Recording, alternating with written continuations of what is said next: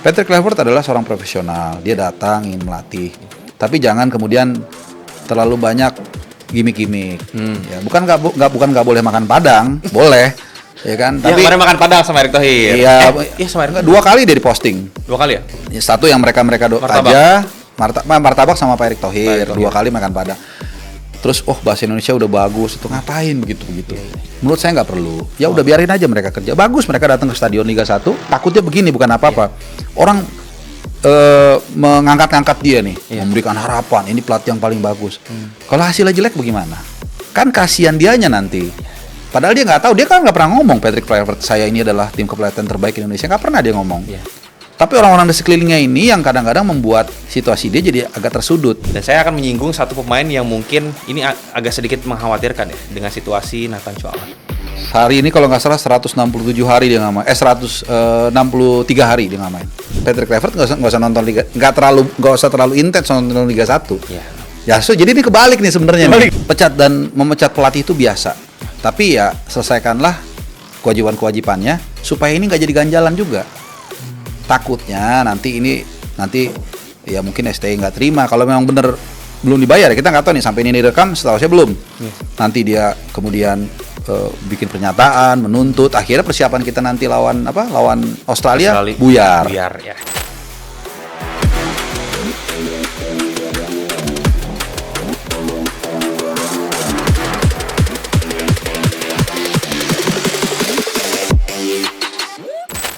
Kita mau sedikit flashback ya ke belakang ya. Soal tadi kan nih dari berbagai aspek kita sudah mereformasi ya, kita sudah tadi Bung Harpa menyebut sudah berada di jalur yang benar gitu. Ada beberapa gitu yang harus diluruskan gitu. Kita sekarang ke isu pemecatan Sintayong. Nah, ini tuh sebenarnya ya mungkin sudah lama ya, bahkan beberapa bulan sejak Erick Thohir dilantik pun PSSI sudah mulai gerah dengan STY. Saya tidak tahu itu apa ya, ada sesusnya seperti apa ya. Untuk yang terakhir ini bisa di-spill gak itu? Itu what's happening secara ini aja. Masing-masing punya versi kan. Itu yang mungkin kita harus meluruskan juga ke publik. Tapi yang terpenting adalah bagaimana menyelesaikan apa yang seharusnya diselesaikan, yaitu hak-hak dari beliau, dari STY kalau memang ada. Karena dari informasi terakhir yang saya terima dari seorang kolega wartawan di Korea, saya berkomunikasi, saya sempat dia nanya kabar saya, tuh saya tanya lagi, gimana? Ya kita tahu lah STY udah dipecat segala macam. Nah katanya kompensasi belum dibayar, katanya. Ya, tapi kita juga belum dengar konfirmasi dari PSSI kan. Logika saya mengatakan kalau itu sudah dibayar pasti diumumkan, logikanya gitu. Jadi menurut saya pecat dan memecat pelatih itu biasa. Tapi ya selesaikanlah kewajibannya supaya ini nggak jadi ganjalan juga. Takutnya nanti ya mungkin STI nggak terima kalau memang bener belum dibayar. Kita nggak tahu nih sampai ini direkam, setahu saya belum. Nanti dia kemudian bikin pernyataan, menuntut. Akhirnya persiapan kita nanti lawan Australia buyar ya. Atau bahkan saya nggak tahu ya, saya bukan orang hukum. Takutnya dia nanti mungkin mengadu ke CAS. Karena kan kalau nggak salah kasus Marco Simic soal gaji juga. Dia sempat ngancem ke CAS kalau nggak salah, walaupun nggak sampai ya. Nah, itu maksud saya. Jadi kalau memang kita pengen move on, ya move on yang benar ya, benar selesaikan yang sebelumnya. Gitu, jangan kita bilang move on tapi di belakang narik baju kita kan, bayar dong gitu. Misalnya kalau belum gitu. Nah, itu aja kalau saya. Gitu supaya kita bisa fokus nih untuk menatap pertandingan yang sangat penting antara lawan Australia dan Bahrain. Sepertinya ini tidak soft landing juga ya. Ini hard landing. Hard landing banget. Ini hard landing, jelas hard landing gitu. Iya, tapi kan kita melihat pelatih baru juga Patrick Kluivert juga datang di tengah riuh gitu ya. Di tengah riuh, di tengah drama gitu ya. Betul. Ya, tapi mungkin ya sudahlah gitu. Ya, kita berharap kan semua ini selesai agar konsentrasi timnas ini di Australia dan juga di GBK nanti ini kan laga penting. Betul. 4 poin atau 6 poin whatever lah gitu ya. Ini kan penting kita untuk menginjakan kaki ya di LA. Ya mudah-mudahan di itu. LA ya. Di LA. Atau di Kanada bisa, atau di Meksiko. Di Meksiko bisa. Iya, tapi Meksiko gue serem banyak preman gitu. Kayak kemarin ya di Amerika Yang kemarin tuh yang rusuh juga gitu di laga apa ya? Oh iya ada Ada juga ya, yang naik ke pagar lah gitu. Dia gak punya Copa. Gak punya. Copa bukan yang Copa Amerika. Oh iya, Copa Amerika ya. Copa Amerika. Tembus. Yang naik itu pagar. itu masih di Amerika loh. Masih di Amerika. Iya, di Meksiko nggak tahu. Iya, lah. Tapi mudah-mudahan lah lolos lah. Mudah-mudahan enggak ya. Mungkin di sana gara-gara Garuda ID gitu. Harus ada Garuda ID di sana. Di sana kan Elang ID. Elang ID. Karena namanya Eagle kan. Eagle, beda. iya. Ya mudah-mudahan ya kita juga step by step juga lah ya. Kita fokus nanti lawan Australia dan Bahrain gitu ya. Ya Patrick Kluivert ya. Patrick Kluivert, oke. Kita masuk ke Patrick Kluivert. Tadi sempat disinggung juga datang di tengah riuh. Ya, datang di tengah riuh soal pemecatan STY ya. Bahkan dia datang dengan CV yang mungkin kurang mentereng. Ya, kita harus terus terang ya. Kita melihat CV juga ya mungkin tidak se mentereng coach apa yang Coach Sintayong lakukan. Apa yang Coach Sintayong raih bersama timnas Indonesia gitu. Tapi katanya dinilai bisa membawa harapan. Emang iya? Nah kalau saya bilang sih pernyataan-pernyataan ini sebenarnya nggak perlu ya. Nggak tahu sih keluar dari mana tuh pernyataannya. Biarlah Patrick Kluivert, Alex Pastoor, kemudian Denny Lanzat dan Gerard Van den Berg itu bekerja sesuai dengan tupoksi mereka, sesuai dengan apa yang mereka inginkan. Tapi kurangilah menurut saya pernyataan-pernyataan dari lingkaran PSSI, dari lingkaran timnas yang justru kontraproduktif. Patrick Kluivert adalah seorang profesional, dia datang ingin melatih. Tapi jangan kemudian terlalu banyak gimmick-gimmick. Ya, bukan nggak boleh makan padang, boleh. Ya kan, tapi kemarin makan padang sama Erick Thohir. Iya, sama Erick. 2 kali dia diposting. 2 kali ya? Satu yang mereka aja, martabak sama Pak Erick Thohir. 2 kali makan padang. Terus bahasa Indonesia udah bagus, itu ngapain begitu? Menurut saya nggak perlu. Ya udah biarin aja mereka kerja. Bagus mereka datang ke Stadion Liga 1, ke Candrabaga dia datang, ke Indomilk dia datang, ke Kiraha di di Maluku Utara di Ternate dia datang, terus juga Malut lawan Borneo. Dewa United lawan Persija datang, itu bagus. Nah, itu yang jadi biarlah seperti air laut. Ya nggak pernah ngomong semua orang tahu dia asin. Jadi nggak usah terlalu nanti gini, takutnya begini bukan apa-apa.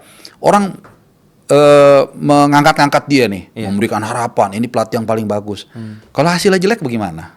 Kan kasihan dianya nanti. Padahal dia nggak tahu, dia kan nggak pernah ngomong Patrick Kluivert, saya ini adalah tim kepelatihan terbaik Indonesia, nggak pernah dia ngomong. Tapi orang-orang di sekelilingnya ini yang kadang-kadang membuat situasi dia jadi agak tersudut gitu. Jadi menurut saya itu yang harus dikurang-kurangin. Belum lagi kita masih, kalau saya boleh loncat sedikit nih, belum selesai kan tim kepelatihannya kan, masih cari asisten lokal, belum kelar-kelar nih. Betul. Udah berapa? 1,5 bulan mungkin dari mereka diumumkan, 1 bulan lebih dikit lah. Tanggal 12 Januari kan mereka diumumkan kan. 1 bulan lebih belum ada asisten lokal, dan itu perlu loh. Dirtek belum lagi.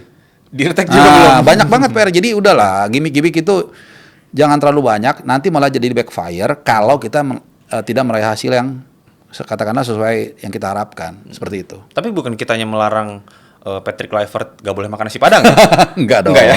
Enggak, malah kita seneng kan. Iya seneng kan kita. Supaya orang dikenal. Iya, secara exposure juga kan sekarang ya memperkenalkan kebudayaan lokal. Iya. Walaupun di Belanda juga banyak mungkin masakan Padang saya rasa. Di sana banyak masakan Indonesia kan. Meskipun nggak selejit di Indonesia. Iya. Apa namanya, gulainya lebih mantep di sini. Iya, lebih mantep di sini gitu. Martabak juga gitu deh pokoknya. Oke, tadi kan Bung Harpa sudah menyinggung soal soal asisten Patrick Kluivert. Iya. Ini masih jadi abu-abu. Betul. Benar-benar kita nggak tahu lah. Meskipun ya belakangan ini ada sosok yang muncul, Zulkifli Syukur hingga Kurniawan gitu ya. Sudah di interview ya? Zulkifli sudah, Kurniawan saya nggak tahu. Kalau Zulkifli jelas, karena waktu itu saya sempat satu frame bareng, beliau mengatakan sudah. Oh sudah. Udah. Jadi kayak audisi ya? Iya, makanya itu yang saya bilang. Seperti Timnas Indonesian Idol. Iya, asisten lokal idol. Asisten lokal idol.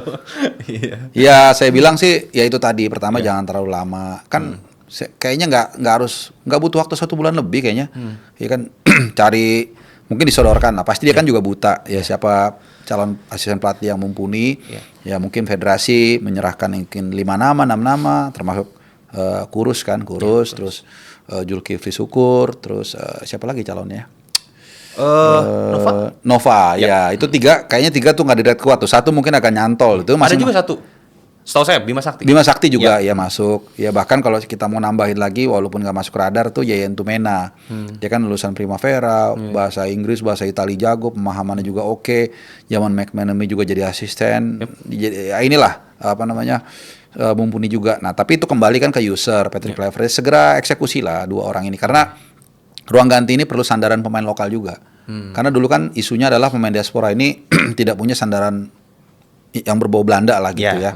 Nah sekarang udah ada kan tim kepelatihan yang berdarah Belanda, udah aman lah. Nah tapi yang lokal ini kan kasihan kan. Bagaimanapun juga pasti mereka butuh sosok seperti Coach Nova atau mungkin Kurniawan atau siapapun yang berbau lokal supaya mereka ada sandaran gitu loh. Tetap mereka diperlukan dan jangan dilupakan gitu. Jadi silakan pilih siapa aja terserah tapi secepat mungkin.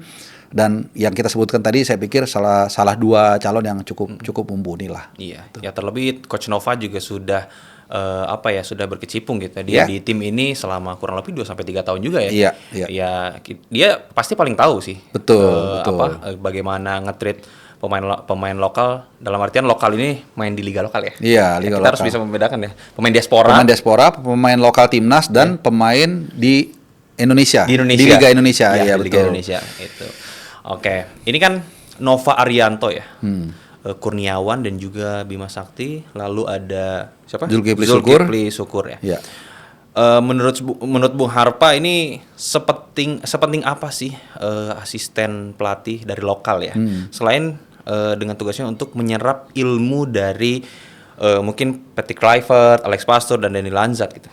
Tadi yang pertama sudah saya jelaskan, dia akan menjadi sandaran bagi pemain lokal kita. Yang kedua menurut saya adalah dia akan menjadi jembatan juga bagi pelatih yang masih minim pengetahuannya atau point of view-nya soal sepak bola kita. Pasti itu perlu. Mereka kan oke lah, mereka bisa aja tanya dengan Esko PSSI, dengan Pak Erick Thohir, tapi kan terbatas. Nggak mungkin dia mau nanya soal striker yang bagus, dia telepon Pak Erick Thohir kan nggak mungkin. Itu kan terlalu jauh rentangnya kan. Pasti dia kan tanya pelatih lokal, kemudian budayanya bagaimana, pokoknya detail-detail itulah. Makanya saya sepakat tadi kalau misalnya salah satu kandidat kuat menurut saya sih Coach Nova. Ya Coach Nova dia dalam banyak hal dia sudah checklist. Kemudian juga tadi dia adalah mantan asisten pelatih era STY. Sehingga nanti dia bisa akan menjadi jembatan transisi ini gitu. Ya terserah nanti dia akan ngasih masukan dulu begini. Selanjutnya terserah coach seperti itu. Kemudian apalagi ya, dia juga terlibat di kelas usia. Dia kan sekarang pelatih usia 17 kan. Jadi ini juga penting untuk mungkin melihat siapa nih pemain-pemain muda yang mungkin masih punya potensi untuk didorong ke pemain senior, misalnya seperti itu. Kemudian kita bergerak ke Kurniawan. Menurut saya ini juga salah satu kandidat kuat. Dia mantan asistennya Fabregas di Como. Ya kemudian juga mantan, ya dia seperti Kluivert Belanda lah ya, mantan striker top kita. Kemudian juga bahasa Inggris, Italinya bagus. Sebagai pemain juga dia sangat ya mega bintang lah ya. Jadi ini buat para pemain lokal juga mereka akan ada pawangnya lah begitu ya. Kemudian juga kalau butuh untuk mindset seorang striker bisa. Ya kan, jadi banyak. Ada 2 loh legenda di situ. Legenda dari Indonesia dan juga Belanda. Nah, tapi kan mungkin Kluivert kalau terlalu ngurusin striker juga. Nah, tapi bisa aja dia share ke Kurniawan. Istilahnya bumbunya ditambahin lagi gini. Lebih lengkap lagi. Jadi dia.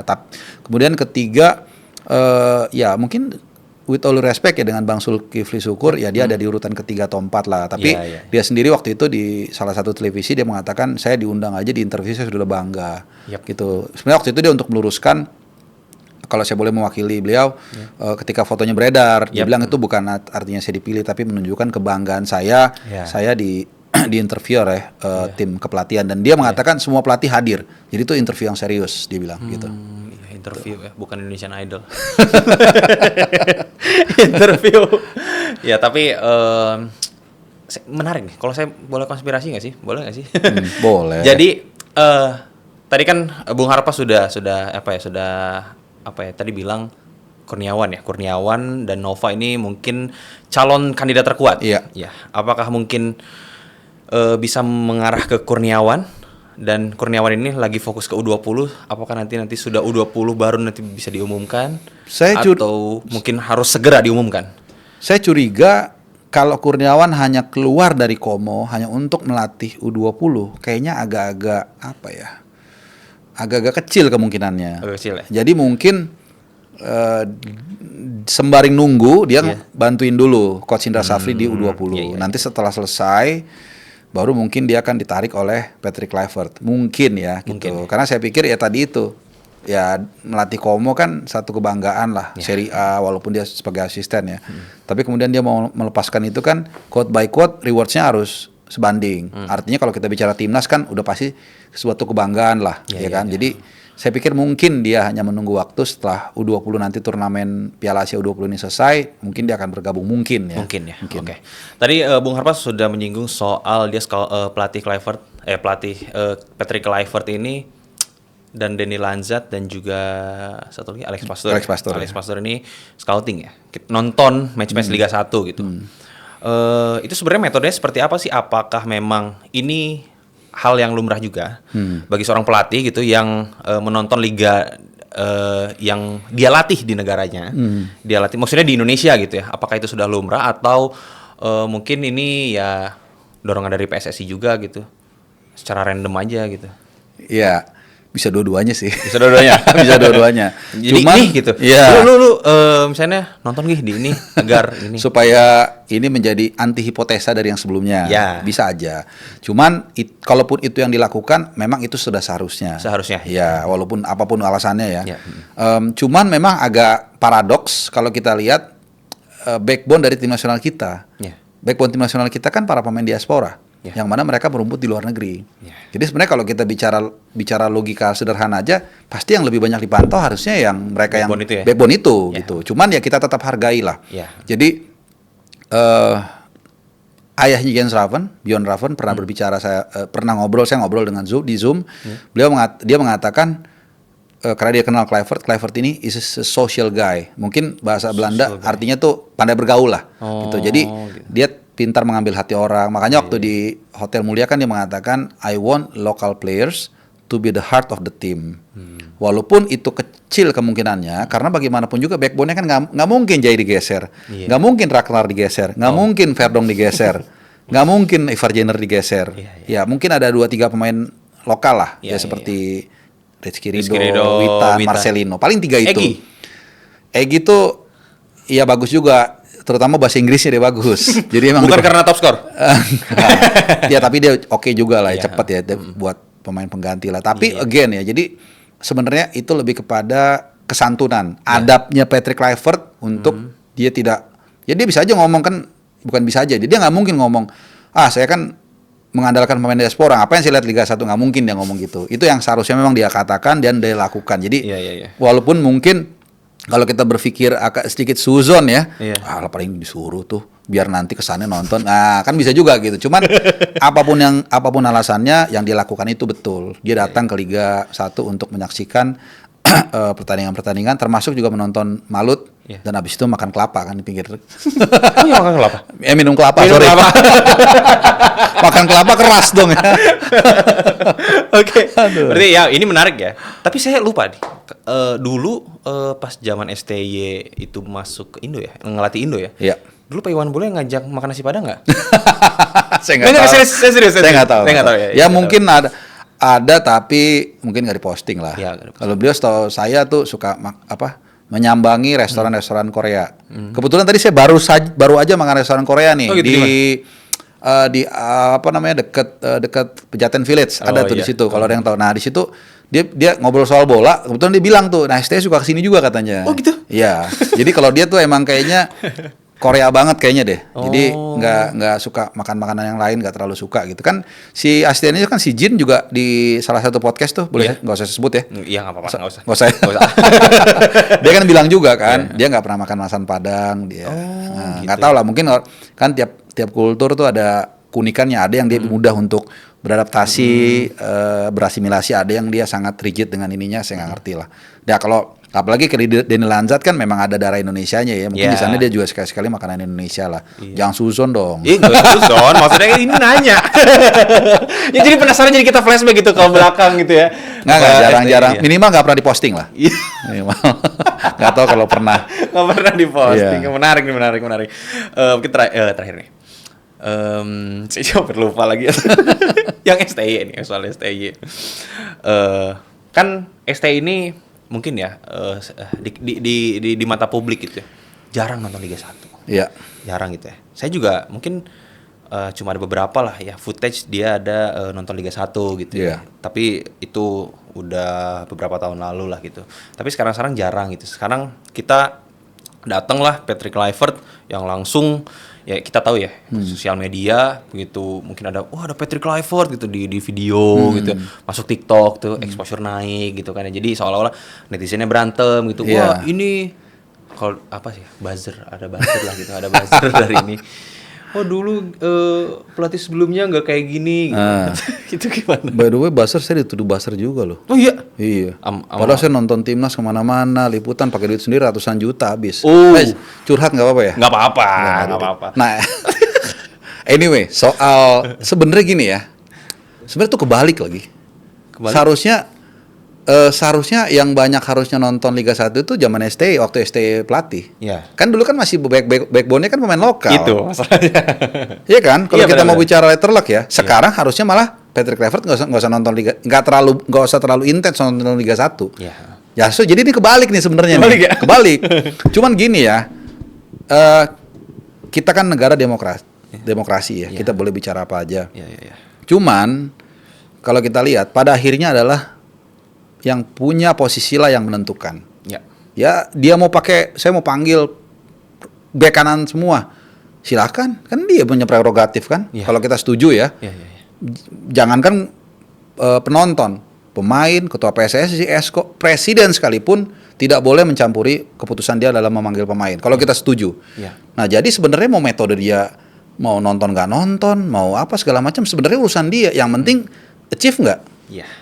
Itu kecuali nggak achieve baru itu yang namanya evaluasi. Ya kalau kita mau campurin apa ya detail-detail masalah kecil seperti bukan kecil lah masalah-masalah teknis ya buat apa kita jadi panggil pelatih, kita jadi pelatih terus kita ngatur manggil itu ini jangan gitu ya, biarkan dia bekerja. Boleh kita ngasih masukan. Nah itu poin saya kenapa saya mengatakan kita dengar demokrasi, boleh kita ngasih masukan which is bagus biar referensi mereka makin kaya, tapi yang ngambil keputusannya dia suka-suka dia. Jadi sekali lagi ini kebalik sebenarnya, yang harusnya banyak nonton Liga 1 dari dulu itu harusnya STY, yang harus nonton Patrick Kluivert dan kawan-kawan sekarang harusnya banyak kan nonton liga di luar karena itu kan backbone pemain kita. Jadi mungkin komparasinya mungkin 60-40 lah atau 70-30. 70 dia nonton di Eropa, di luar itu kan hanya ada di Thailand ya 2 pemain kita atau 3 lah, Ronaldo Kuateh, terus si Arhan sama si Asnawi, satu lagi strike, satu lagi Martin Paes di Amerika, udah sama di Eropa sisanya. Itu harusnya 70% ke situ. 30% kan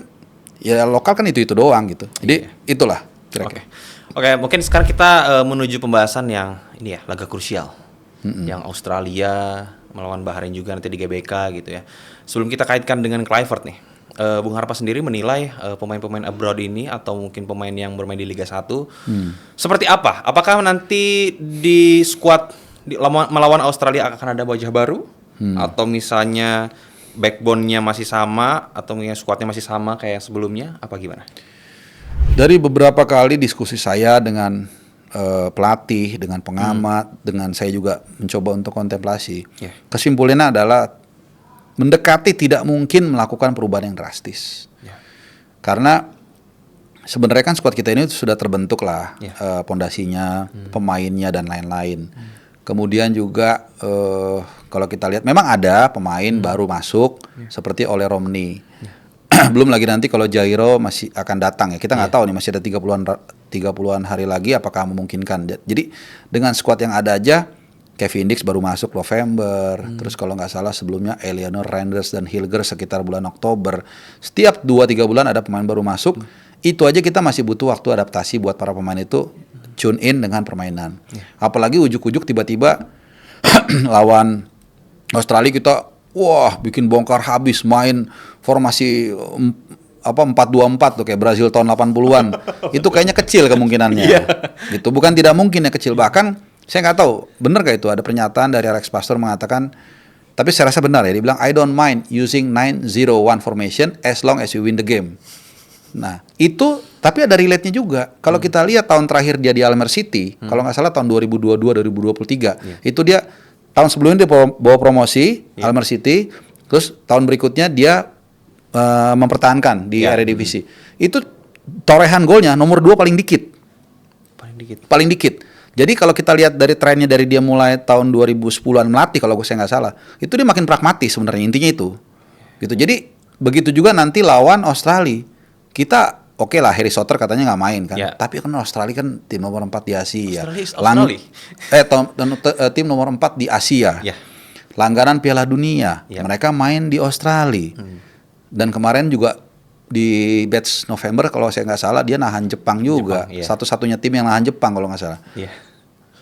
Mungkin kita tanya ke penonton deh, apakah mungkin kita akan bermain terbuka habis-habisan? Ya nggak tahu ya, saya mungkin salah ya. Tapi kita kan manusia kan dikasih akal pikiran, kalau mendung kemungkinan hujan kita bawa payung, kan itu kan logikanya. Apakah pasti hujan? Belum tentu juga. Cuman rasa-rasanya kalau dari yang saya paparkan, kelihatannya kita akan bermain pragmatis. Dan saya nggak keberatan, selama kita bisa bawa pulang satu poin. Satu poin saya udah seneng banget. Seneng banget 1 poin. Tapi kalau misalnya kalah gimana? Nah, kalau kalah, sejujurnya saya juga masih bisa memahami, dalam arti begini. Tadi udah saya jelaskan, Australia itu lawan yang cukup berat, ya kan. Kedua, kita main away. Ketiga, kita akan bermain tanpa Justin Hubner, kartu merah lawan Arab, dan juga Ragnar Rathmangun. Keempat, kita banyak pemain yang masih baru masuk, adaptasi. Kelima, dari informasi yang saya dapat, tiket yang terjual itu resminya 3.250. Anggaplah mungkin ada yang beli nggak lapor 4.000, 5.000. Mungkin 4.000-an lah, karena banyak yang visa yang banyak ditolak nih, isu juga nih. Ada sampai ada grupnya, saya bantuin mereka untuk bagaimana ngurus visa sendiri supaya baik. Nah, Bung Harpa bantuin? Iya, dan teman ya. Dan teman ada 2 orang lah kita bantuin. Nah, berarti sekitar 4.000-an nih nanti di stadion. Kalaupun kalah, vibes-nya, mozaiknya itu tidak pressurize. Gitu, tidak mengerikan lah gitu ya. Tapi once kita di GBK nanti tidak achieve 60.000 orang, nggak tahu mereka, suara rakyat kan, nggak tahu mereka akan mengatakan apa. Mudah-mudahan tidak terjadi. Jadi gini, kalaupun kita kalah lawan Australia, anggaplah kalah 3-0 deh gitu ya. Tapi kita lawan Bahrain menang, kita bisa lebaran sebentar lagi. Mudik juga senyum-senyum. Bener nggak? Bener kan? Kayak Messi lagi. Nah, dan itu artinya apa? Kita dapat 3 poin, kita menghalangi lawan utama kita dapat poin, dan kita membalaskan dendam kita yang dicurangin. Secara psikis dapat kan? Secara poin kita juga diuntungkan. Itu makanya saya bilang bukannya nanti orang, lawan Australia lu pengen kalah. Enggak. Kalaupun kalah justru saya malah nggak apa-apa. Yang penting lawan Bahrainnya harus menang. Gitu. Saya udah gak sabar sih. Wah, gak sabar. Lawan Bahrain. Jadi kita ini kita akan dihadapkan dengan 2 vibes. Yang pertama mungkin menang lawan Bahrain, vibes-nya wah gila sih itu. Itu yang paling kuncinya itu. Kunci itu ya. Dan kalau kalah? Di Australia gimana dulu nih? Di Australia misal kita gak menang. Wah, itu bahaya. Gak menang atau misalnya curi 1 poin. Curi 1 poin terus habis lawan Bahrain kalah. Wah, itu berat. Apa yang terjadi? Berat itu. Berat, lebih berat. Mendingan malah lawan Australia kalah, lawan Bahrain 1 poin. Masih agak lebih mendingan. Lawan Bahrain 1 poin. Ya kan tadi kebalikannya kan kalau asumsinya. Karena lawan Bahrain ini ada emosi kita kan. Bener sih. Emosi semua tahu nih. 90+6 berapa tuh. Gitu. Tapi kalau minimum menurut saya nih, minimum yang paling aman tuh adalah tidak terkalahkan di 2 laga itu. Jadi seri lawan Australia, seri lawan Bahrain, masih oke lah. Jadi kayak nggak bagus banget, tapi juga ya kita kan nggak kalah di 2 laga. Nanti tinggal kita lawan China tanggal 5, itu yang akan menentukan. Gitu. Menentukan ya. Iya. Menentukan di posisi 3-4. Kalau kita realistis 3-4 lah. Bukannya nggak mau, tapi kan kita realistis. Karena gini loh. Posisi 3 kita di klasemen ini adalah posisi 3 ilusi. Poinnya kan 6, peringkat terakhir berapa poinnya? 6 juga. Gitu. Jadi kita juga nggak bisa terlalu aman nih posisinya, kecuali poin kita bedanya dengan peringkat 5 itu bedanya 4 poin atau 5 poin. Mungkin itu kita bisa agak sedikit merasa aman lah gitu. Oke, sekarang kita masuk ke potensi squad ya. Ini yang pasti saya mau nanya Elkan Bagot. Elkan Bagot ini sekarang sudah main reguler ya tampaknya ya, sudah main reguler. Dan mungkin ini pintunya terbuka, pasti terbuka lebar lah gitu. Pasti juga dari kepelatihan dari Erick Thohir juga melihat gitu ya. Oh, Elkan Bagot ini main ini, tapi masih dipertimbangkan nih. Karena ya tahu sendiri kan ya. Ada sebelumnya cerita cinta ya. Iya, ada drama-drama FTV yang mungkin. Iya bener sih FTV sih. Karena ada romansanya juga di sana. Iya, kan? ada romansanya juga.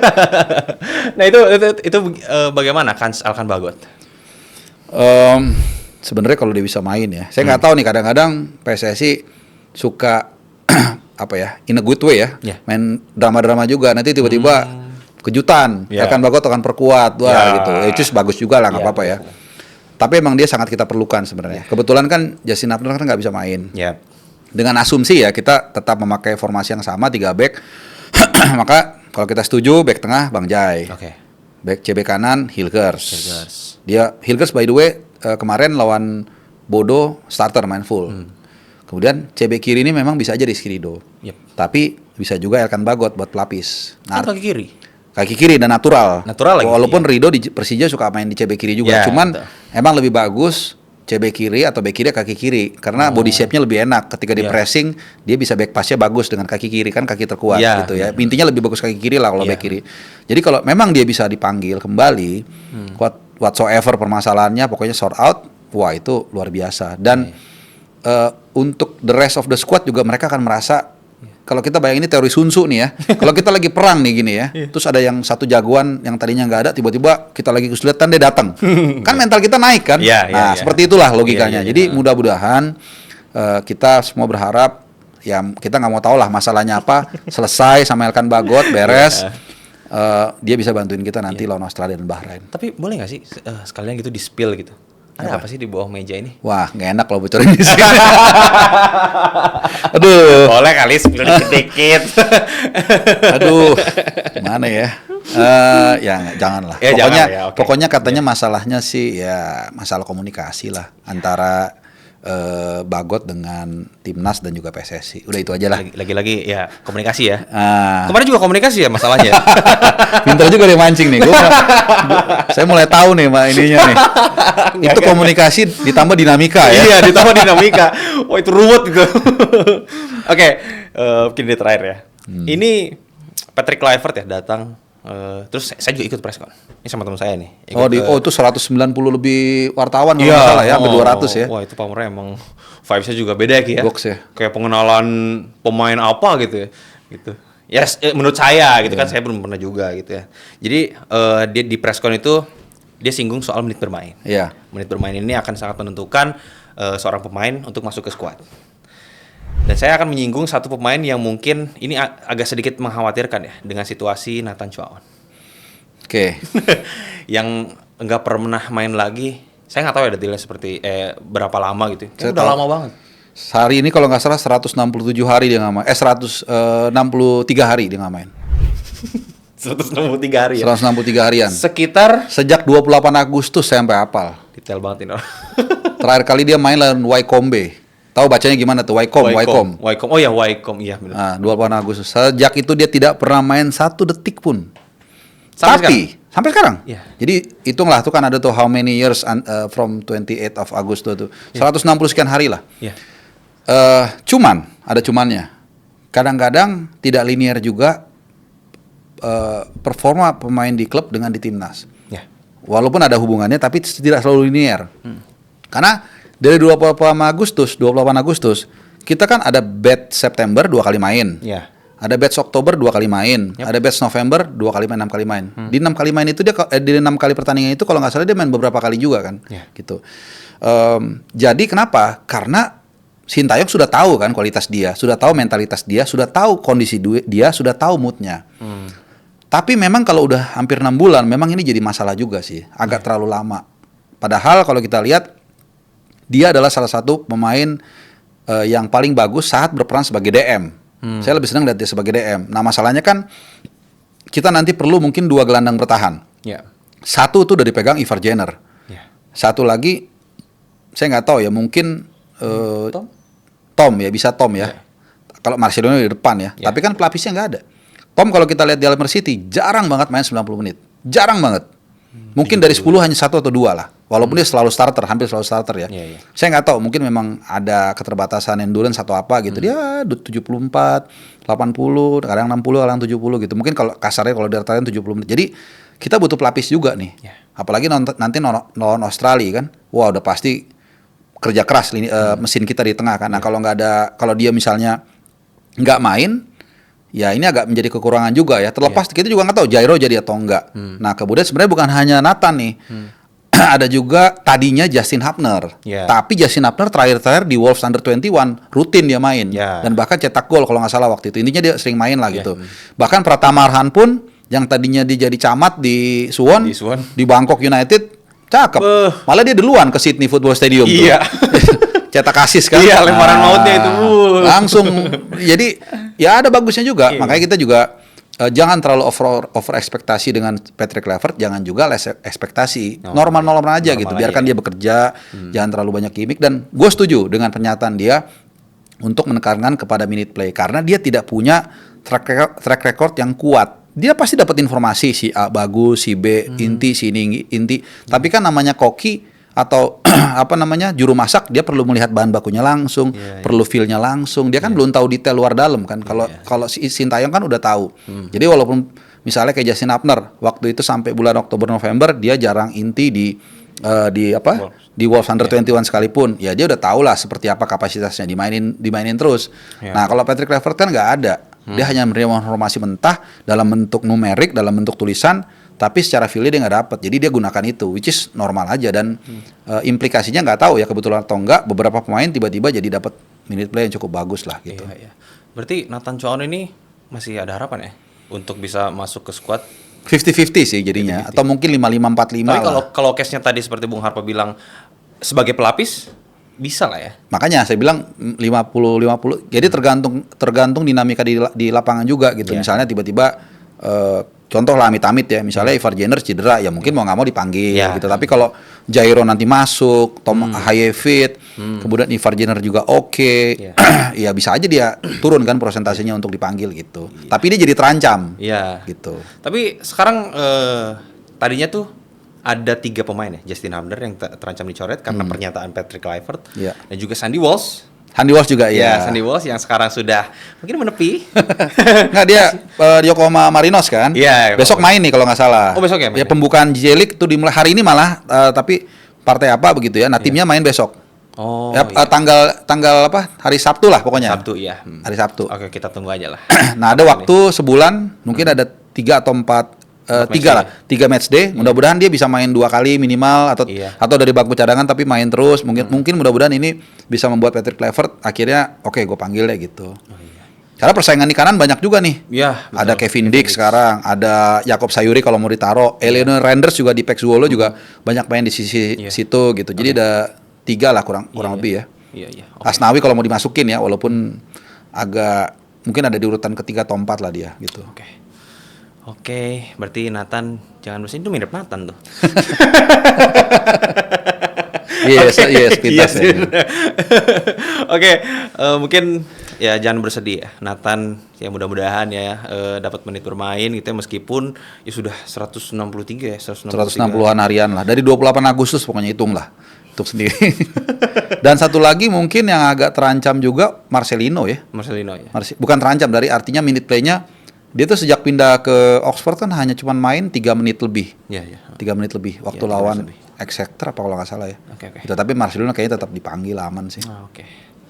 Oke, mungkin itu saja guys. Tapi sebelum kita tutup, kita mau react video dulu. Jadi disiapin untuk Iki videonya. Jadi kita mau nge-react nih apa yang terjadi belakangan ini. Saya pengen tahu sih ekspresi Bung Harpa seperti apa? Nih nggak ada briefing videonya apa nih ya? Nggak ada. Jadi saya benar-benar nggak tahu nih apa nih. Nggak ada. Waduh. Ada. Mungkin speaker perlu? Kasih asal gede aja gambarnya. Iya, gede, iya. Biar bisa tahu. Ini apa nih? Ada captionnya dikit nggak? Ya, ada. Jadi ini apa? Iya. Iya bisa kok jelas. Oh iya, ini yang pertama. Kemarin tuh pemain Bali United Rahmat Arjuna. Dia melakukan salto. Oh, tenangan. Iya ya. Tenang salto. Dengan bicycle kick ya. Di play aja Ki.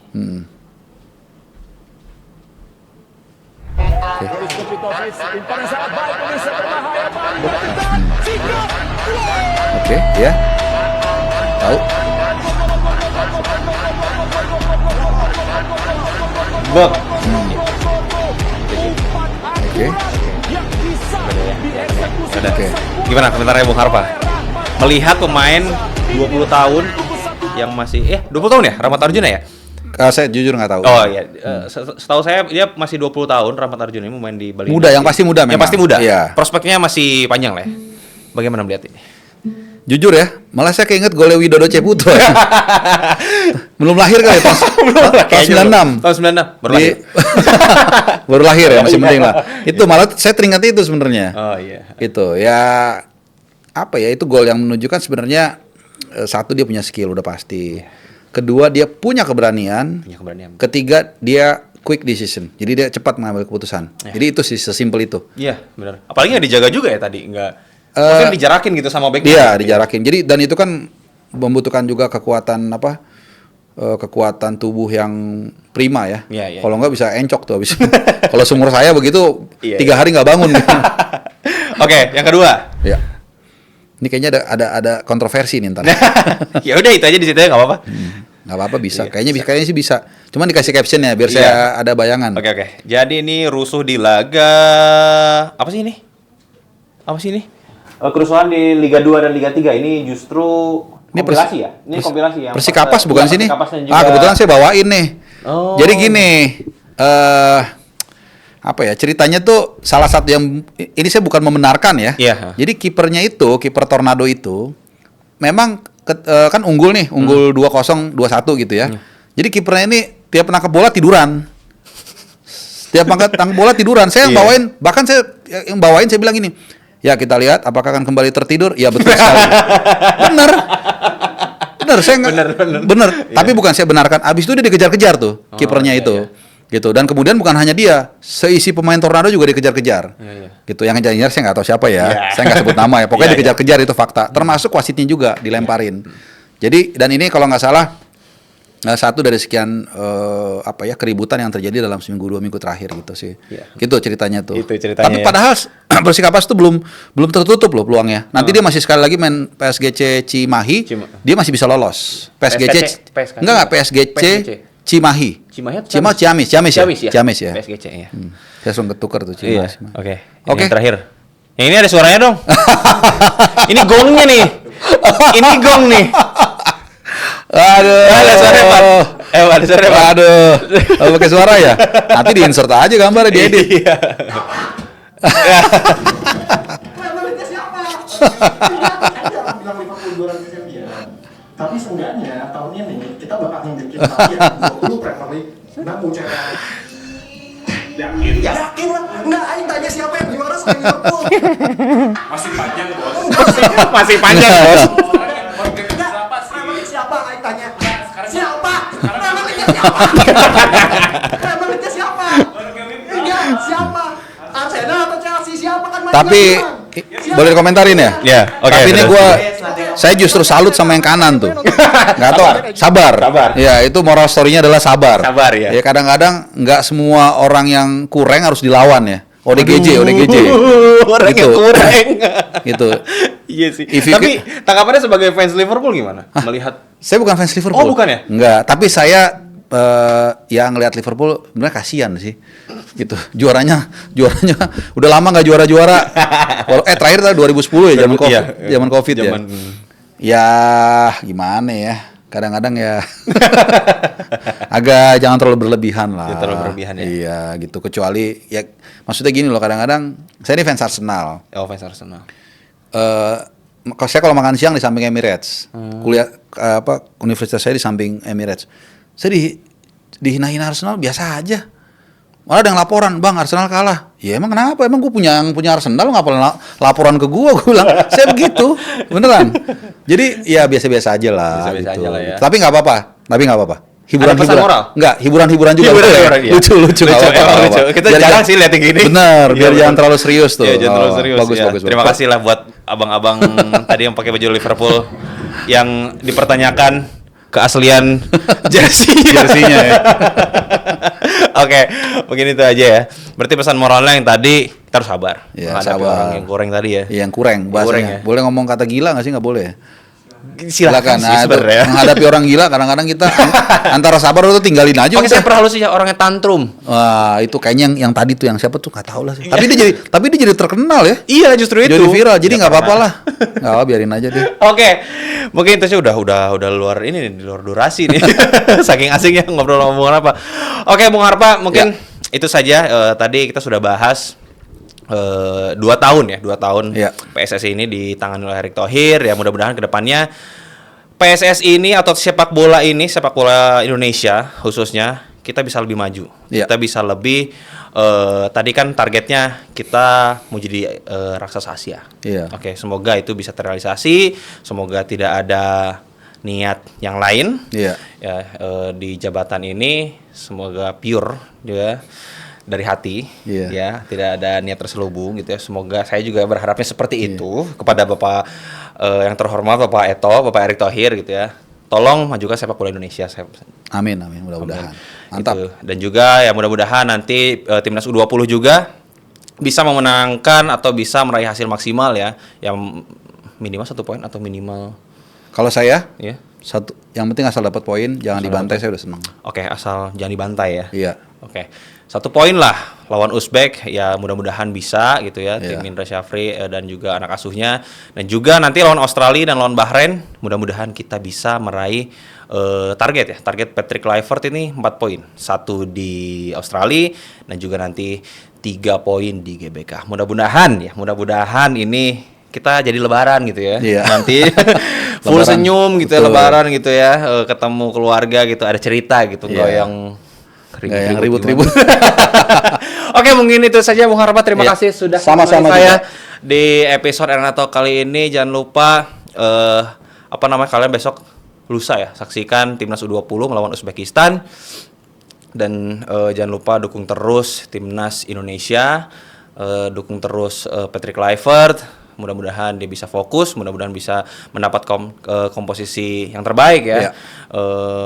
Di nanti Australia di bulan Maret tanggal 20 dan juga 25 Maret lawan Bahrain. Oke, mungkin itu saja. Terima kasih Sobat Arena yang sudah menyaksikan. Kita ketemu lagi di episode berikutnya. Bye-bye.